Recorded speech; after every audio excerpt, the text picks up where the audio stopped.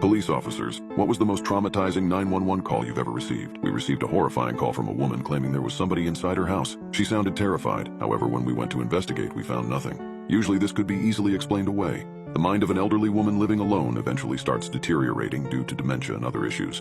Quite sad, really.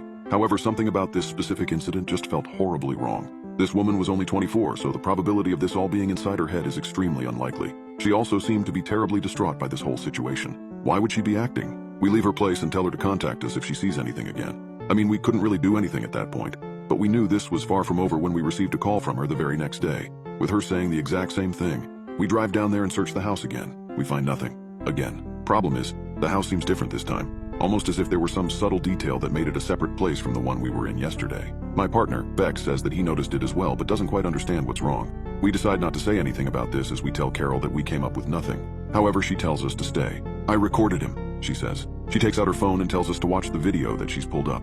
It was footage of her in the house. She's running around, breathing frantically, and then we see him. A large figure covered head to toe in what appears to be a black bodysuit. He lumbers towards the camera as Carol screams and ducks into a room, locking it from the inside.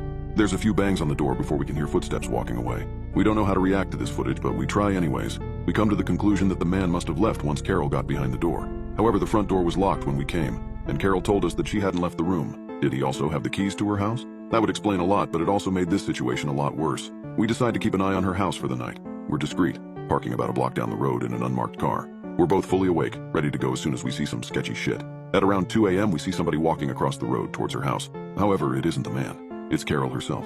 Beck and I must have had the same look on our faces. What the hell? We get out of the car and make our way over there, knocking hard on the front door. However, nobody answers.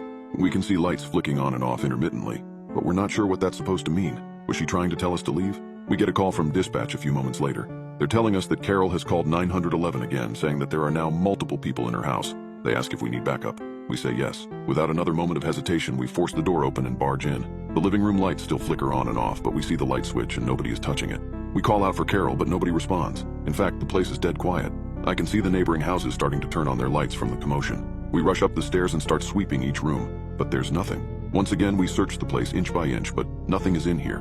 Not even Carol, who we clearly saw enter a few moments earlier. As I pace around in petrified confusion, Beck speaks up. There's rooms here that shouldn't be. What the hell are you talking about? I ask in response. I've been counting, he says. There were 9 total the last time we came. There are 10 now. You didn't notice it? I forced myself to think hard. Subconsciously, I knew that something was off, but couldn't pinpoint exactly what. However, I eventually realize. The basement. There was only 1 door down there last time. Beck nods. 2 now. I don't know what to think. I look at my surroundings and try to make an assessment, but there's really none that can be made. We hear a knock on the door about 10 seconds later. It sounds agitated. We look out the living room windows but aren't met with the red and blue police lights. We're hesitant to answer, of course. I decide to take a step forwards, but Beck pulls me back. He looks at me and shakes his head, whispering, "We left the door open, remember?" He was right. My radio starts crackling. Another call from dispatch. They're telling us that we need to leave the house immediately, that Carol called again saying we were going to die in a deathly monotone voice. The knocking has stopped, but we can hear footsteps in the basement. Something is in here with us. We've decided that this was enough. We needed to get the hell out of here. As we start descending the steps, we hear a voice coming from the kitchen. Carol comes out, blocking our path to the door. She looks detached, with blank, beady eyes staring right at us. "Did you find him?" she asks without any semblance of emotion in her voice. "I think he might be in the basement. Why don't you go check?"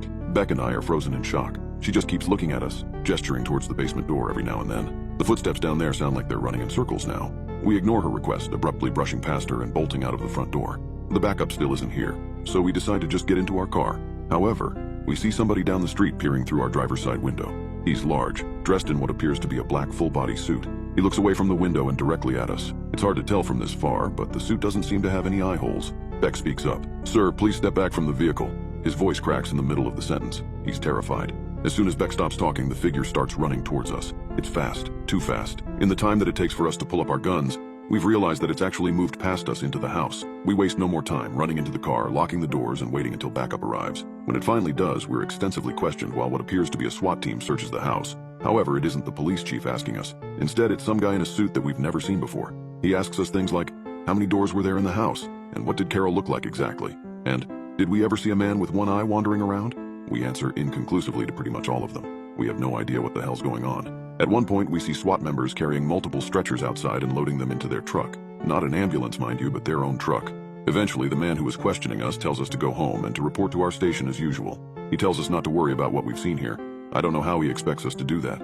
We drive back to the station in complete silence. As we park, Beck finally lets out a sigh. Jack is effing crazy, dude. I look at him in confusion. What are you talking about? Who the hell is Jack? He reciprocates an equally confused stare at me. What the hell are you talking about? The dude who owns the house. What? It was a lady named Carol. How'd you forget already? We hold each other's chaotic gaze for what feels like a minute, but we say nothing further. We both silently exit the vehicle and start heading our separate ways home. We both know that something's terribly wrong with the other. I try not to think about it too much as my head hits the pillow. I manage to drift off to sleep about 3 hours later, only to be woken up immediately by the telephone. Barely coherent, I answer it. We need you. A woman dialed 911. Says that somebody's in her house. My heart sinks slightly. It sinks completely when he tells me the address. It's Carol's. I hang up the phone and slump into the bed.